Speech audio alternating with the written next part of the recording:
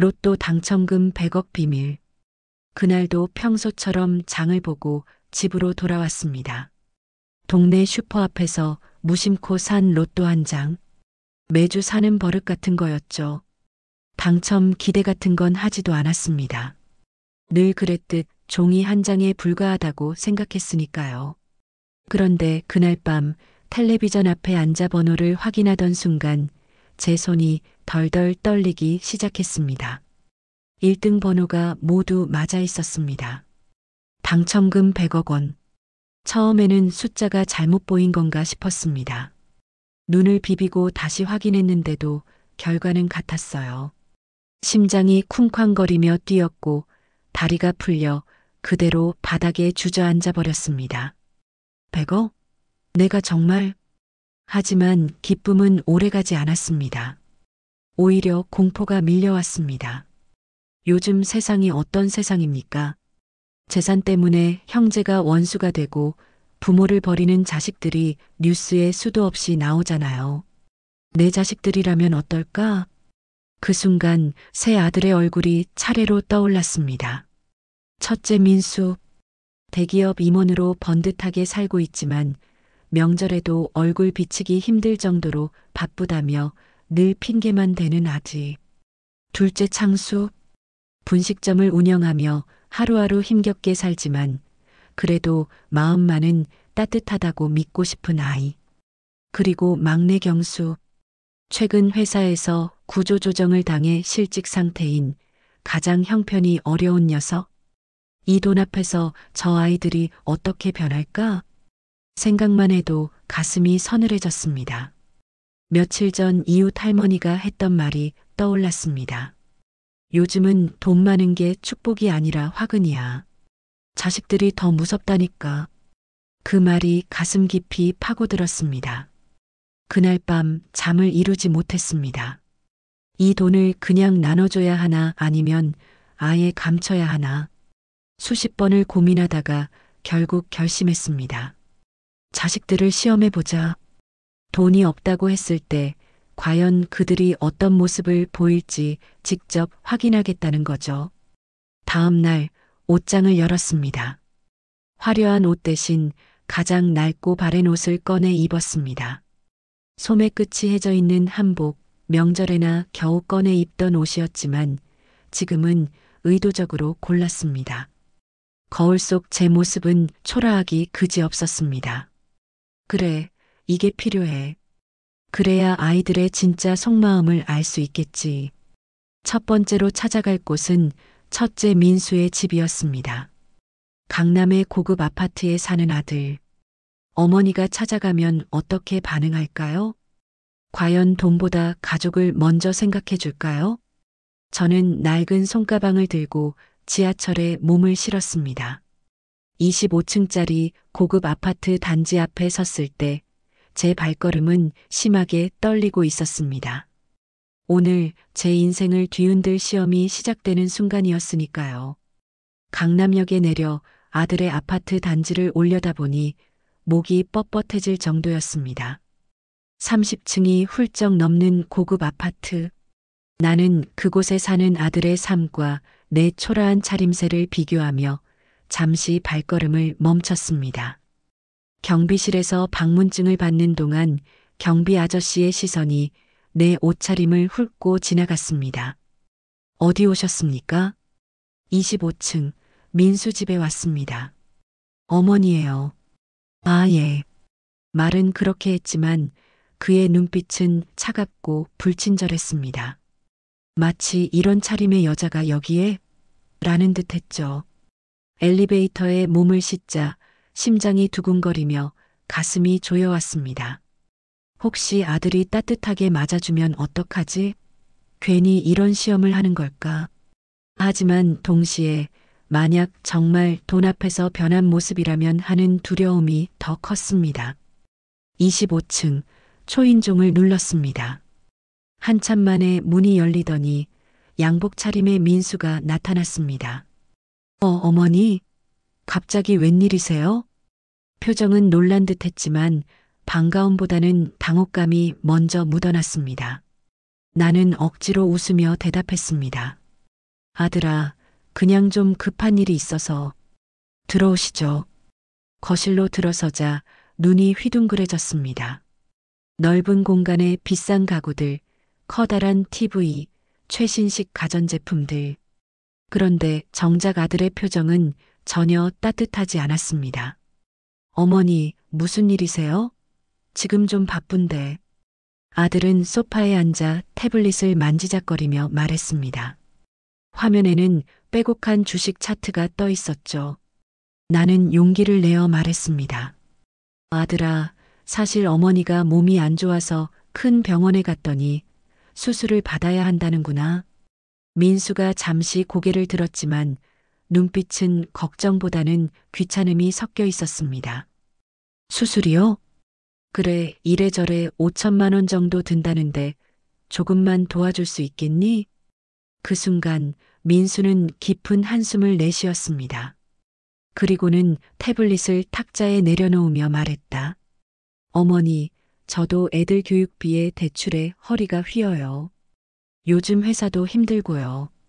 나는 속으로 설마하고 떨었습니다. 그런데 이어지는 그의 행동은 더 충격적이었습니다. 민수는 지갑을 열더니 그 안에서 5만 원짜리 한 장을 꺼내 제 손에 쥐어주었습니다. 이걸로 택시 타고 병원 가세요. 저는 더는 도와드릴 수 없어요. 순간 내 손이 얼어붙은 듯 차가워졌습니다. 5천만 원이 필요하다 했는데 겨우 5만 원. 아들아. 목소리가 떨렸습니다. 하지만 민수는 이미 다시 태블릿으로 시선을 돌린 상태였습니다. 내 존재보다 눈앞의 숫자가 더 중요한 듯한 모습. 그 모습을 보며 가슴 깊숙이 무너져 내렸습니다. 나는 조용히 자리에서 일어났습니다.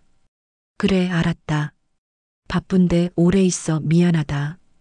민수는 형식적으로 고개만 끄덕였습니다. 네, 어머니. 들어가세요. 현관문을 나서는 순간 손에 쥔 5만 원짜리 지폐가 돌덩이처럼 무겁게 느껴졌습니다. 엘리베이터 거울에 비친 내 모습은 더욱 초라했습니다. 내가 평생을 바쳐 키운 아들이 돈 앞에서는 이렇게 냉정한 사람이었구나. 복도 끝까지 걸어 나오는데 다리가 후들거렸습니다. 설마 둘째도? 눈가에 눈물이 맺혔습니다. 그러나 아직 둘째 창수가 남아 있었습니다. 나는 떨리는 발걸음으로 지하철역을 향했습니다. 다음 시험은 영등포의 분식집. 과연 둘째 아들은 첫째와는 달랐을까요? 강남의 고층 아파트를 나와 지하철을 타고 영등포로 향했습니다. 첫째에게 받은 5만 원 지폐가 주머니 속에서 계속 손끝에 걸렸습니다. 마치 제 마음을 비웃듯 주름진 종이의 감촉이 차갑게 느껴졌습니다. 그래도 창수는 다를 거야. 나는 마음속으로 되뇌었습니다. 어릴 적부터 창수는 늘 사람 사정을 잘 이해하는 아이였습니다. 장사꾼이니 손님 사정을 헤아리듯 어머니 사정도 따뜻하게 품어줄 거라 믿었습니다. 분식점 간판이 눈에 들어왔습니다. 창순의 떡볶이집. 기름 냄새와 튀김 냄새가 골목에 가득 퍼져 있었죠. 문을 열고 들어서자 창수가 반가운 듯 얼굴을 내밀었습니다.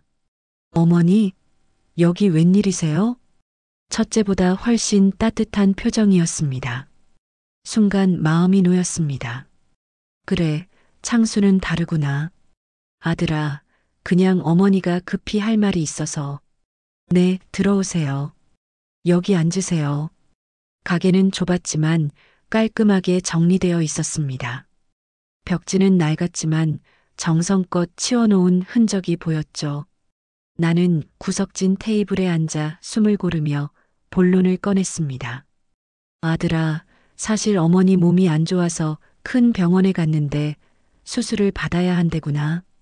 이래저래 5천만 원 정도 든다는데 조금만 도와줄 수 있겠니? 순간 창수의 얼굴이 굳어졌습니다. 5천만 원이요? 그는 눈치를 살피듯 주방 쪽을 바라보더니 깊은 한숨을 내쉬었습니다. 어머니, 저도 요즘 정말 힘들어요. 코로나 이후로 장사도 시원찮고 밀린 월세도 있고 솔직히 가게 문 닫게 생겼습니다. 그의 목소리에는 짜증과 한숨이 섞여 있었습니다. 나는 애써 미소를 지으며 말했습니다. 그래도 아픈 어머니를 조금은 도와줄 수 있지 않겠니? 그러자 창수가 벌떡 일어나 손을 휘저었습니다. 어머니, 저한테 그런 큰 돈이 어디 있습니까? 형한테 가보세요. 형이 대기업 다니잖아요. 저는 진짜 하루 벌어 하루 살기도 벅차다고요. 그 말이 칼날처럼 가슴을 찔렀습니다. 가게 안에는 손님이 한 명도 없었는데 창수는 일부러 바쁜 척하며 주방으로 들어가 버렸습니다. 나는 멍하니 앉아 기름 튀기는 소리를 들을 뿐이었습니다. 분명 아까까지만 해도 따뜻한 미소를 보였는데 돈 얘기가 나오자 표정이 돌변했습니다. 한참을 기다려도 창수는 나오지 않았습니다. 결국 나는 혼자 일어나 가게를 나설 수밖에 없었습니다. 뒤돌아보니 주방 문틈으로 창수가 살짝 나를 쳐다보고 있었지만 끝내 나오지 않았습니다. 골목길로 나서는 순간 눈물이 핑 돌았습니다. 첫째는 5만 원 지폐 한 장, 둘째는 아예 외면. 정말 내가 이렇게 초라한 존재였던 건가? 발걸음이 무겁게 떨어졌습니다. 두 아들 모두 나를 버렸다는 생각이 가슴을 짓눌렀습니다. 그러나 아직 마지막 희망이 있었습니다. 막내 경수. 비록 지금은 실직 상태지만 누구보다 마음이 순하고 착했던 아이. 어릴 적부터 내 옆에서 심부름도 하고 내 어깨도 주물러주던 효자. 나는 주머니 속 5만 원 지폐를 꼭 쥔 채로 속삭였습니다. 경수야, 제발 너만은 다르길. 이제 막내 아들의 집으로 향할 차례였습니다. 과연 막내는 형들과 달리 진심을 보여줄까요? 영등포 분식집을 나와 버스 정류장에 앉아 있으니 가슴이 먹먹해졌습니다. 첫째는 겨우 5만 원, 둘째는 아예 외면. 평생 바쳐 키운 자식들에게 내가 이토록 가벼운 존재였단 말인가. 버스 창밖으로 스쳐가는 풍경이 흐릿하게만 보였습니다. 눈물이 고여 시야가 번져 있었으니까요. 그러나 아직 마지막 희망이 남아 있었습니다. 막내 경수. 버스는 구로구의 오래된 원룸촌 앞에 멈췄습니다. 좁은 골목을 걸어 들어가니 낡은 2층짜리 빌라가 눈에 들어왔습니다. 그곳이 경수가 사는 집이었죠. 나는 초인종을 눌렀습니다. 한참 만에 문이 열리더니 수염이 덥수룩하고 눈이 충혈된 경수가 모습을 드러냈습니다. 어머니, 갑자기 웬일이세요?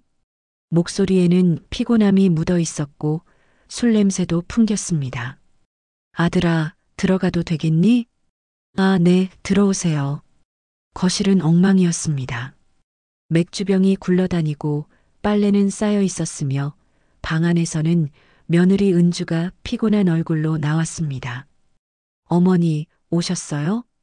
억지로 미소를 지었지만 눈가에는 그늘이 드리워져 있었습니다. 나는 조심스레 말을 꺼냈습니다. 아들아, 사실 어머니가 몸이 안 좋아서 큰 병원에 갔더니 수술을 받아야 한다는구나. 이래저래 5천만 원 정도 든다는데 도와줄 수 있겠니? 경수는 순간 고개를 떨구더니 두 손으로 얼굴을 감쌌습니다. 그리고는 떨리는 목소리로 말했습니다. 어머니, 죄송해요. 저 지금 회사에서 잘리고 다음 달엔 보증금도 밀려 이사 나가야 할 판이에요. 하루하루가 지옥 같아요. 5천만 원이라니 저희는 정말 어떻게 할 수가 없어요. 순간 가슴이 철렁 내려앉았습니다. 역시 막내마저도. 절망이 밀려오려는 그때 경수가 벌떡 일어나 방으로 들어갔다가 낡은 통장을 들고 나왔습니다. 어머니, 이거 적금 통장이에요. 7년 동안 조금씩 모은 건데 250만 원쯤 들어있어요. 크진 않지만 당장 검사비나 진료비 정도는 낼 수 있잖아요. 나머지는 저 아르바이트라도 뛰어서 꼭 마련할게요. 그 말에 눈물이 왈칵 쏟아졌습니다. 경수의 눈빛은 진심이었고 손에 쥔 통장은 낡고해졌지만 무겁게 느껴졌습니다. 은주도 눈가가 붉어진 채 다가왔습니다. 어머니, 저도 일자리 구해볼게요. 수술 끝날 때까지 저희 집에서 함께 지내세요. 좁지만 정성껏 모실게요. 그 순간 가슴이 뜨겁게 차올랐습니다. 비록 가진 건 없었지만 이 아이들은 어머니를 향한 진심만큼은 넘쳐났습니다. 첫째와 둘째의 차가운 외면과는 전혀 달랐습니다. 나는 그 자리에서 통장을 받아들고 눈물을 흘렸습니다. 얘들아 고맙다. 정말 고맙다. 그날 밤 나는 좁은 원룸의 방 한 칸에서 이불을 덮고 누웠습니다. 낡은 벽지가 삐져나온 방이었지만 마음만큼은 따뜻했습니다. 은주가 끓여준 된장찌개의 향, 경수가 챙겨준 따뜻한 이불. 이것이야말로 진짜 가족의 온기라는 걸 느꼈습니다. 그래, 이제 때가 됐다. 진실을 알려줄 때가. 나는 속으로 결심했습니다. 과연 내일 아이들에게 로또 당첨금 100억의 진실을 밝히면 그들은 어떤 반응을 보일까요? 그리고 형들과의 갈등은 어떻게 터져나올까요? 다음 날 아침 나는 경수와 은주를 불러 앉혔습니다. 손에는 어제부터 품고 있던 서류 봉투가 들려 있었습니다. 얘들아, 사실은 어머니가 너희를 속였구나. 경수와 은주는 놀란 눈으로 나를 바라봤습니다. 나는 떨리는 손으로 봉투를 열어 그 안에 서류와 복권을 꺼냈습니다. 이게 뭐냐 하면 로또 당첨금 통지서다. 어머니가 1등에 당첨됐어. 금액은 100억 원이다. 순간 경수와 은주의 입이 벌어졌습니다. 100억이요? 어머니, 그게 진짜예요? 나는 고개를 끄덕였습니다. 그래, 진짜야. 그런데 어머니가 일부러 너희를 시험해 본 거다. 돈이 없다고 했을 때 누가 진심으로 어머니를 대하는지 보고 싶어서. 경수는 충격에 말을 잇지 못했습니다. 은주는 손으로 입을 막으며 눈물이 맺혔습니다. 그러나 그 순간 현관문이 벌컥 열리더니 익숙한 목소리가 들렸습니다. 어머니, 첫째 민수였습니다. 뒤이어 둘째 창수도 허겁지겁 들어왔습니다. 그들의 눈은 이미 테이블 위에 복권과 서류를 향하고 있었습니다. 이게 뭐예요? 정말 100억이라고 써 있잖아요. 민수가 외쳤습니다. 창수도 눈이 휘둥그레져 소리쳤습니다. 어머니, 진짜 로또 맞아요? 100억이면 인생 역전이에요. 나는 두 아들을 차갑게 바라봤습니다. 너희 기억 안 나니? 어제 내가 수술비 5천만 원만 빌려달라 했을 때 어떻게 했는지. 민수는 머뭇거리다 억지 웃음을 지었습니다. 어머니, 그건 제가 상황을 잘 몰라서 그랬던 거예요. 제가 주식 때문에 잠깐 바빴잖아요. 창수도 황급히 변명했습니다. 저도요, 어머니. 사실은 도와드리고 싶었는데 장사 걱정 때문에 정신이 없었어요. 이제는 달라요. 어머니만 제 집으로 오시면 제가 완벽하게 모실게요. 두 형제는 순식간에 태도를 바꾸며 서로 어머니를 모시겠다고 다퉜습니다. 어머니는 당연히 장남인 제가 모셔야죠. 우리 집이 넓고 생활도 안정적이니까요. 민수가 목소리를 높였습니다. 뭐가 안정적이야? 형은 어제 겨우 5만 원 쥐어주고 쫓아내지 않았어? 어머니는 제가 모실 거예요. 창수가 발끈하며 맞받아쳤습니다. 순식간에 두 아들은 서로 고함을 지르며 멱살을 잡을 기세가 됐습니다. 경수가 벌떡 일어나 외쳤습니다. 형들, 그만하세요. 정말 부끄럽지도 않아요? 어머니가 아프다니까 외면하던 사람들이 돈 얘기 나오자 이렇게 달라져요? 하지만 민수는 경수를 노려보며 소리쳤습니다. 야, 너 지금 뭐 잘난 척이야? 100억 앞에서 침착할 사람이 어디 있어? 너도 속으로는 돈 탐나면서. 창수도 거들었습니다. 그래, 실직자 주제에 무슨 큰 소리야. 어머니가 우리 대신 너한테 돈을 주면 제대로 관리나 하겠어? 경수는 분노로 목소리를 떨며 대답했습니다. 저는 돈이 아니라 어머니가 소중한 겁니다. 어머니 없으면 이 돈이 무슨 소용이에요? 은주도 눈물을 글썽이며 끼어들었습니다. 맞아요. 저희는 좁은 집이라도 어머니를 진심으로 모실 마음이 있어요. 돈 때문이 아니라요. 그러나 민수와 창수는 이미 이성을 잃고 있었습니다. 어머니, 저희한테 공평하게 나눠주세요. 3등분이면 한 사람당 33억이잖아요. 맞아요. 그게 맞습니다. 100억을 한 사람에게 몰아주는 건 말도 안 돼요. 나는 두 아들을 바라보며 깊은 한숨을 내쉬었습니다. 그래, 이제 확실히 알았다. 누가 진짜 내 자식인지. 순간 방안 공기가 얼어붙었습니다. 이제 내 입에서 나올 한마디가 이 거대한 돈의 주인을 결정하게 될 테니까요. 방 안은 숨막히는 긴장으로 가득 차 있었습니다. 첫째 민수와 둘째 창수는 여전히 흥분한 얼굴로 100억의 주인을 두고 고함을 질렀고, 막내 경수와 은주는 그저 눈물을 머금은 채 나를 바라보고 있었습니다. 나는 한참 동안 세 아들을 바라보다가 깊은 숨을 내쉬었습니다. 이제 됐다. 오늘로 확실히 알았다. 누가 진짜 내 자식인지. 민수와 창수의 얼굴이 굳어졌습니다. 나는 천천히 말을 이었습니다. 어제 너희가 보여준 모습, 그리고 오늘 이 자리에서 보인 태도, 그것이 바로 너희의 진짜 마음이다. 가난한 어머니는 외면하고 부자 어머니만 모시고 싶다니. 어머니, 저희가 잘못했어요. 한 번만 기회를 주세요. 민수가 울먹이며 매달렸습니다. 창수도 바닥에 무릎을 꿇으며 소리쳤습니다. 어머니, 저희도 어머니를 사랑합니다. 제발 용서해 주세요. 돈 때문이 아니에요. 나는 차갑게 웃었습니다. 돈 때문이 아니라고? 그럼 어제는 왜 나를 내쫓았니? 5천만 원이 필요하다 했을 때 한 푼도 못 준다던 너희가 오늘은 왜 이렇게 달라졌을까? 그 이유가 뭐겠니? 민수와 창수는 아무 말도 하지 못했습니다. 경수가 조심스럽게 다가와 내 손을 잡았습니다. 어머니, 이제 그만하세요. 형들도 어머니 자식인 건 사실이잖아요.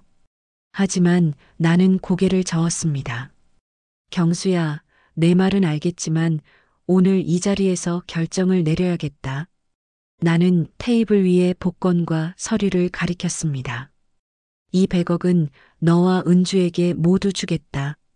순간 방 안은 얼어붙었습니다. 민수와 창수는 경악한 표정으로 동시에 소리쳤습니다. 뭐라고요?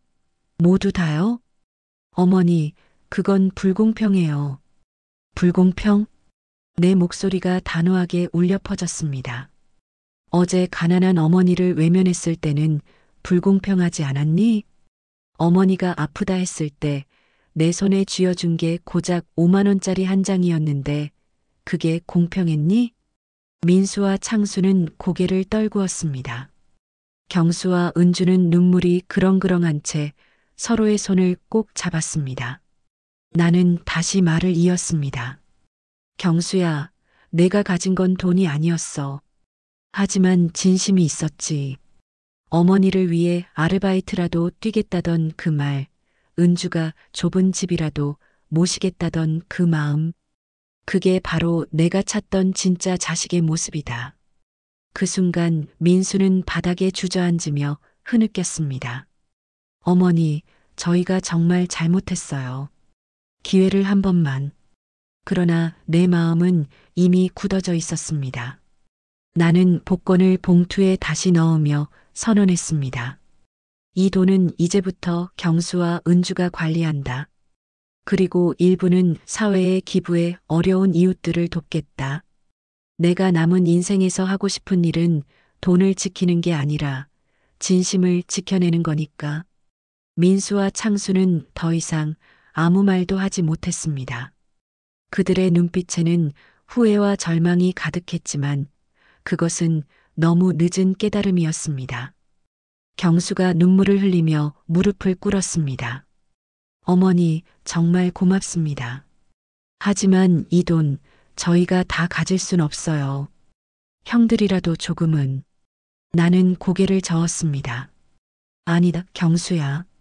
진심 없는 자식에게 돈을 나눠주는 건 또 다른 화근이 될 뿐이다. 너희 부부가 현명하게 쓰고 다른 사람들에게도 나누어 주거라. 그날 밤 나는 좁은 원룸에서 경수 부부와 함께 따뜻한 저녁을 먹었습니다. 된장찌개 냄새가 온 집안을 가득 채웠습니다. 비싼 음식은 아니었지만 내 인생에서 가장 맛있는 식사였습니다. 나는 속으로 중얼거렸습니다. 돈은 사람의 진심을 시험하는 도구일 뿐, 진짜 부자는 따뜻한 마음을 가진 사람이다. 그리고 확신했습니다. 내 인생의 마지막은 돈이 아닌 사랑으로 채워질 거라는 것을.